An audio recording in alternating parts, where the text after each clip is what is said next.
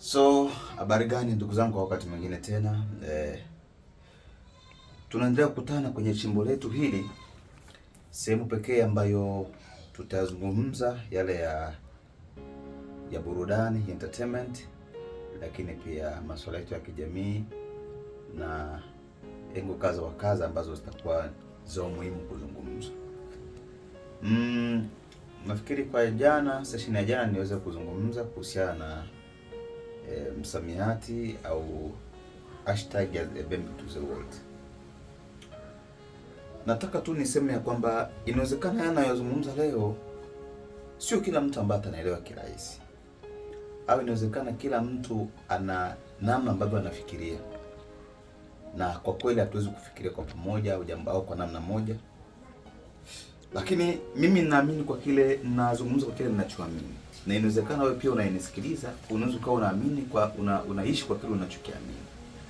Lakini pamoja na yote, lazima kila mmoja wetu aweze kujitathmini. Lazima kila mmoja wetu aweze kujitathmini, licha kwamba ndio msimamo wako. Ujitathmini sasa wewe, ili upate uweze kupata kitu ambacho ni bora. Nilisema ya kwamba tulipotoka na tulipofikia ni tofauti, na hii hata ni wahasi ndugu zangu, ni kwamba lazima tu grow, na tunaonyesha hilo kwamba tunakuwa. Sasa hivi unapomsema Nyagoman, sasa hivi ana sabu followers Facebook na ni YouTube takriban K40 na kidogo, tofauti na alipotoka 2021. Unaposema follow Bugatti, amekuja kuanzia hapa kati, ameshakuwa na kutosha. DKRL amepiga hatua, kila mtu amepiga hatua kwenye mitandao ya kijamii, Facebook, Instagram, Twitter, imemburuza. So tayari kuna level ambayo tumefikia.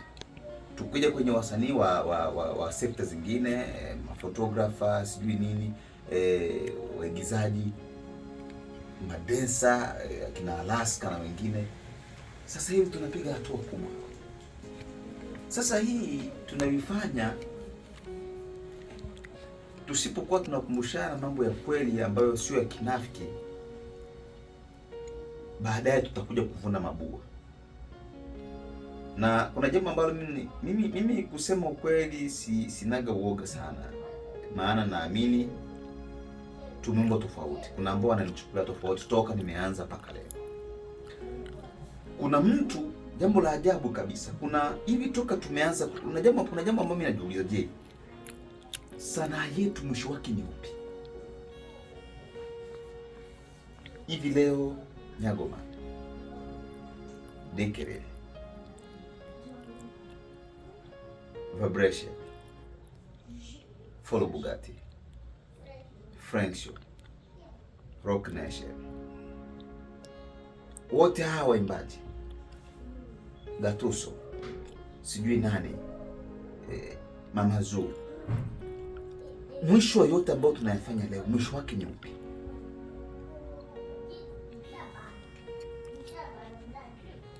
Sisi hatuna deni tena, hatuna deni.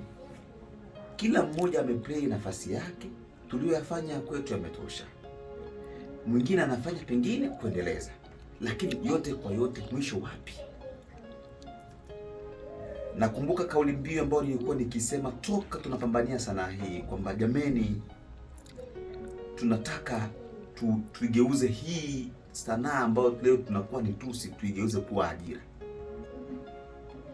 Tuigeuze sanaa kuwa sekta itakayothaminika na kuvutia jamii yetu na kutengeneza ajira za vijana kujitegemea. Leo si imetokea. Sasa mwisho wewe kama vile msanii ambao umepata hii platform, ambao umeshafikia hiyo level, sasa mwisho wetu ni upi?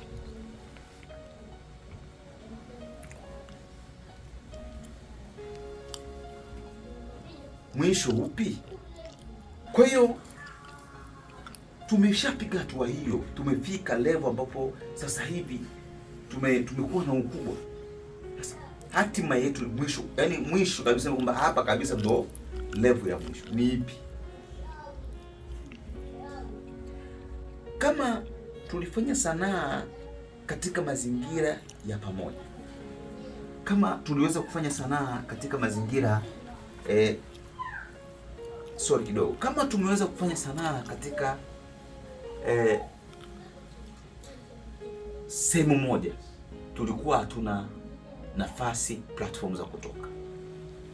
Leo tumefikia level, msanii anatoka anaenda kufanya media tour Dar es Salaam. Ni achievement kubwa. Fonda ametembea media ngapi?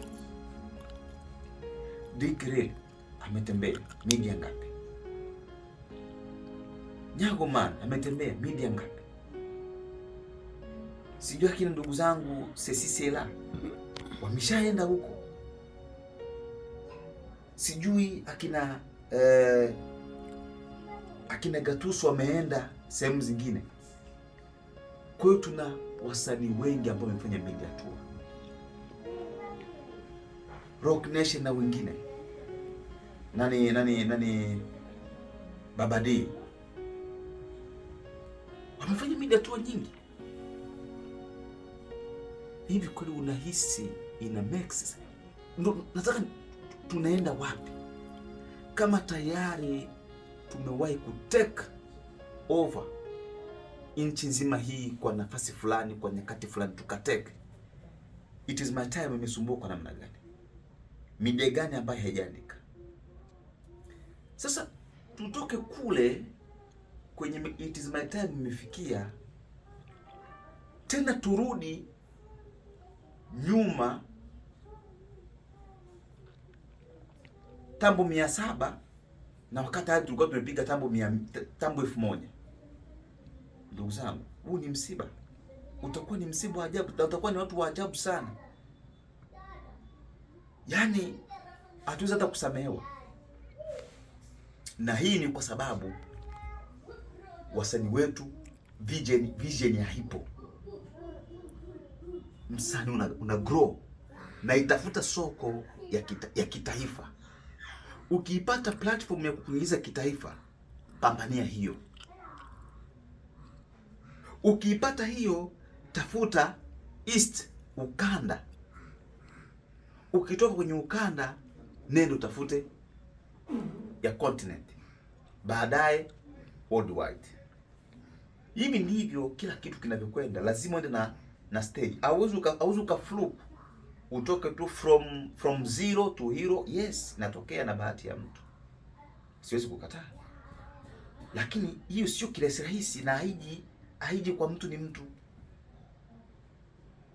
Tunapozungumza muda huu ambapo Nyago Man alifikia, tunaposema kwa sasa, sio kurudi tena kuanza tufanye vijembe vya fulani na fulani, Nyago na follow tena turudi pale pale.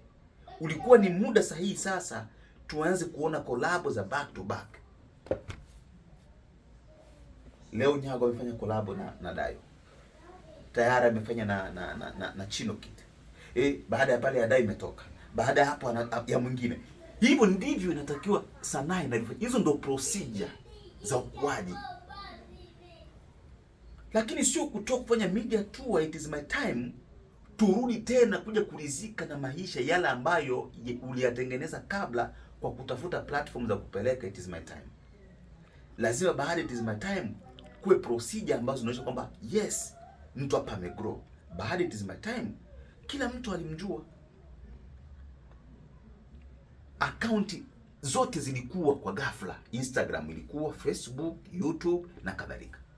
Sasa ukuaji wa hizo akaunti unamaanisha nini? Unamaanisha tayari soko lako limekuwa pana, na lazima ubadilishe watu wa kufanya nao kazi ili mradi ufike juu. Tunarudi, tunafanya nini?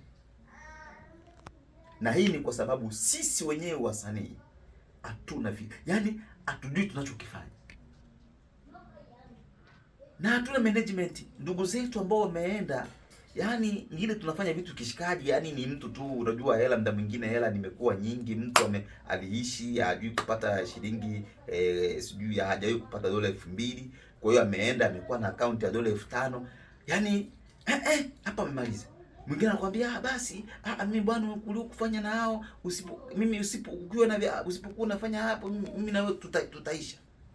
Ina maana hatuna vision kwamba tutengeneze watu ili baadaye tuje tujisifie kwamba okay, katika kipindi chetu ambacho tulioshika ndugu zetu ambao walibaki Afrika tukawashika mkono, tulitengeneza watu ambao kwa leo ni international artist. Ina maana hatuna vision hiyo. Tupo pale tu, mtoto wa shangazi sijui huyo yani ni mzuri sana huyo, anawakilisha, ndio msanii mkubwa sana. Ukubwa unaifikia mwisho, ina maana hapo ndo tumelizika, ndio mwisho. Leo Kibu Denis kwa sababu alikuwa na huchu, leo yuko wapi? Ametoka alipokuwa, ameenda amefanya ndani ya nchi, amefanikiwa kutoka hapo, hajarizika. Leo amekuwa ni professional, ambapo ukisema ligi ya maloko hawezi kucheza kwa sababu tayari anacheza nchi nyingine tofauti. Hivi sijui kama mnanielewa.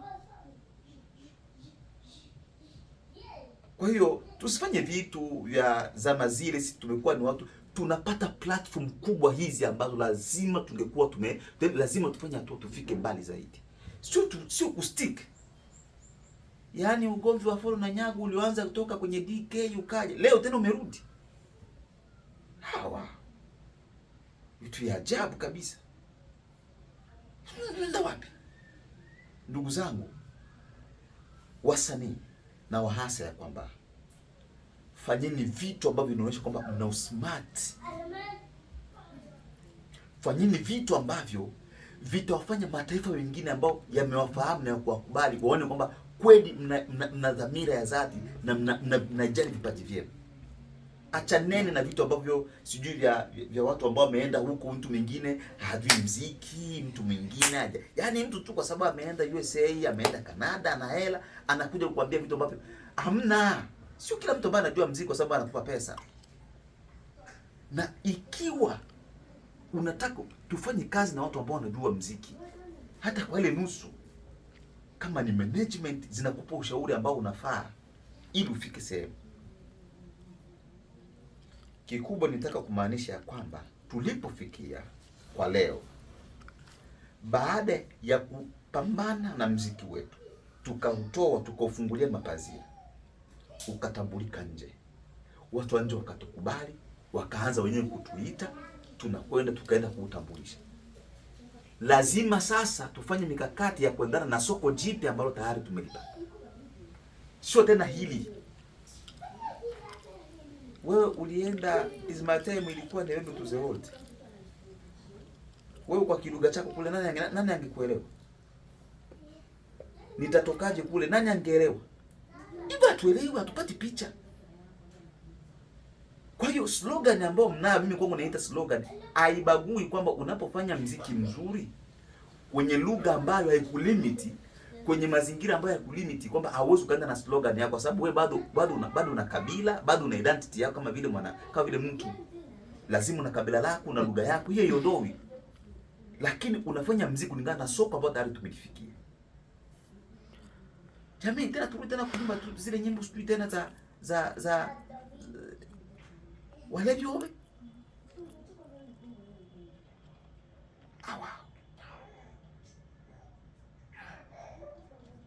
Haijakosea kumix language. Haijakosea. Sio mbaya. Lakini sio kwamba uimbe muziki unaoendana na soko hilo. Lazima muda huu ni muda wa target worldwide.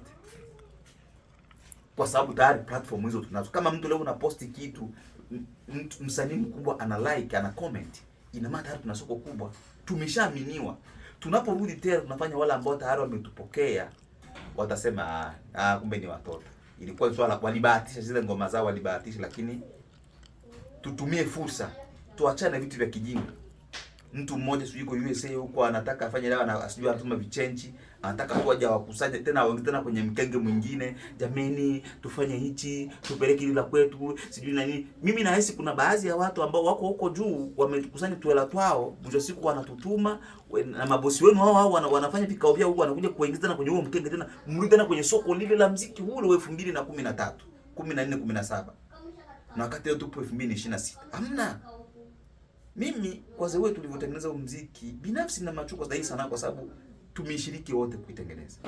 Na tulipofikia tayari ilikuwa ni faraja kwetu. Tulio tumefanya kazi ambayo tumepata certificate, cheti. Kwa hiyo matamanio yetu ni kuona tunazidi kusonga mbele badala ya kurudi nyuma.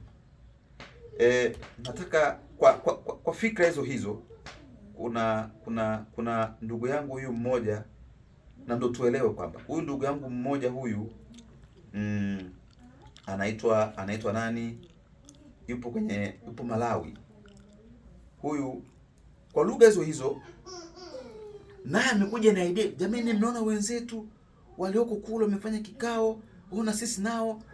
Afu naye anaita kabisa eti Kakuma to the world. Hii kweli? Yaani tumerudi tena huko. Sasa swali, okay, kipindi ambacho hivi vituo vyote vitafungwa watu wanarudi. Wewe Kakuma to the world mdau utakuwa wapi? Utakuwa wapi? Tuache hivyo. Tufanye vitu kama watu ambao wanafikiria, ambao kwa smart. Huyu ndugu wangu EM Gwiji from Malawi. Sele Kakuma Kenya. Kakuma. Eti Kakuma music to the world. Hii siona wenzetu wa kule viongozi wenyewe mpambane. Kweli? Ndio maana mpaka leo muziki anaofanya Gaspa kama tulikuwa, yani kwa akili hizo ambazo ni finyu, muziki ambao unafanya Gaspa kama angekuwa na watu ambao wana upeo na muziki na wanajua tunafanya, ambao na malengo ya kweli, sasa hivi ule dogo angekuwa kwa Afrika angekuwa tayari ametusua. Lakini kwa sababu hatuna plan, kwa sababu anafanya muziki fulani, na zaidi ya yote pia ana lugha ambayo anitumia na style ya muziki ambao amefanya. Mtu mwingine ambaye labda hamjui, ambaye kwa Babongo Kenya, akimsikia Gaspa atasema dogo atakuwa ni Nigeria wanafanya Afrobeat. Lakini kwa sababu anasemana nani, kwa mistake hizo za kikabila zetu, tuna akili zimoja za ajabu. Ule dogo amestack pale, ameenda wapi? Lakini ni kuambia ukweli, kwa level muziki anafanya ule dogo na style ambayo alikuja nao, yani inchi yoyote Afrika dogo anateka. Si muziki, ni mipango. Sijasema kwamba, nimesema yeye style aliyokuja nayo ilikuwa ni unique, na amekuja na style ambayo kipindi ambacho muziki wa Afrobeat ndio una take over Africa. Leo iko wapi? Ona anapenda kuishia. Gaspa kwa namna vibe aliyokuja nayo ndio anao kwa sasa. Yaani tunashindwa kuelewa kwamba hichi ambacho tunakifanya kimefikia kwenye level gani, niongeze nini ili ifike. Yaani hesabu hizo sisi hatunaga. Yaani tukifanya vitu vya kujifurahisha hapa, sijui kwa mkumbo, sijui familia tujikusanye. Oh my God. Ndugu zangu, mbona huu ni msiba huu? Kwa hiyo naweza nikasema mengi. Nimezungumza hapo kwamba niliongea na ndugu yangu Ramsey USA. Nikamwambia kiwanda chetu, kwa sababu tunazungumza sanaa ya kilugha ya filamu. Mimi binafsi naomba huko uzungumze na wenzako. Hii idea ni nzuri ya Hollywood ambayo mmekuja. Mimi naomba hapo muongeze Bondo Hollywood. Kwa sababu unaposema pia hata nyumbani kwa asili kidogo filamu ipo chini. Lakini sisi kama tumepata bahati hiyo tayari ya kuzagaa maeneo mbalimbali, na tukitumia platform kama tunaweza Bondo Hollywood, tayari ni mixer ya vitu ambavyo havipo kwenye, sio vitu vigeni. Hollywood ni kitu ambacho kila mtu anakielewa. Sasa hii Bondo ina maana gani? Utaambia mtu kwamba hamna. Sisi hii Bondo ni kwa sababu sisi tumekuja na sanaa, tunatumia lugha yetu ya asili kwa tukao tuingize Bondo, kwa sababu hii Bondo sisi inaitwa ni Babondo. Mtu anakuelewa. Hollywood unaichanga kule, mwisho siku tunaenda. hiyo itumike na mtu yoyote wa kijamii wa kwetu, inaeleweka popote alipo. Asema mimi ni Bondo Hollywood, ina maana ni chimbuko fulani.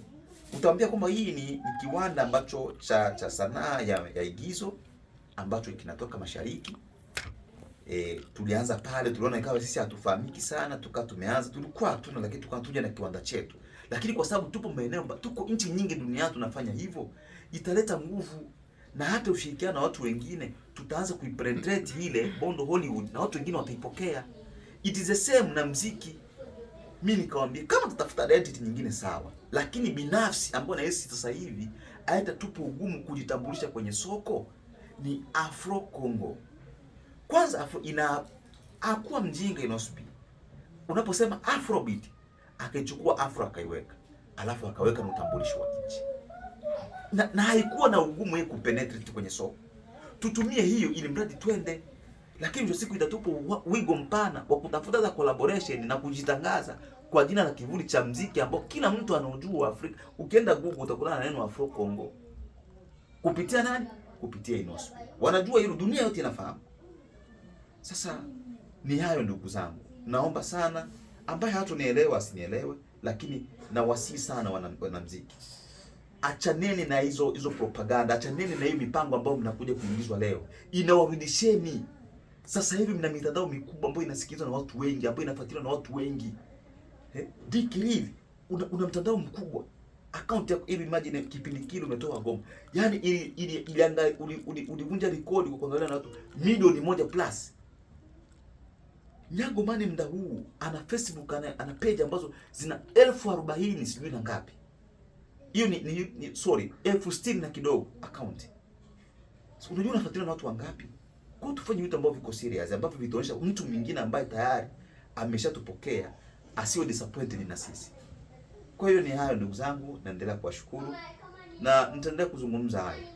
Tulishafanya yale tulipofikia, ni swala kuendelea kufanya mabadiliko ili tuendelee kufanya vitu vingine zaidi na zaidi. Shukrani sana, endelea kuacha comment hapo chini ikiwa kuna lolote ambalo unahisi inawezekana limekukwaza, lizungumze ili baadaye tulijie na majibu. Au kama kuna lolote ambalo unahisi kwamba halizungumza, maoni yako yoyote hebu yaweke kwenye sehemu ya comment nami nitakuja kuyapitia ili kuja kuendeleza session zingine. Asante sana, bye bye Fana Familia. Subscribe account ya Juice Media, lakini pia tukutane kwenye account zangu za TikTok, pale ni Juice Media. Juice Media Group TZ, lakini pia Facebook utanikuta pale Mjomba AI. Asante sana, bye bye.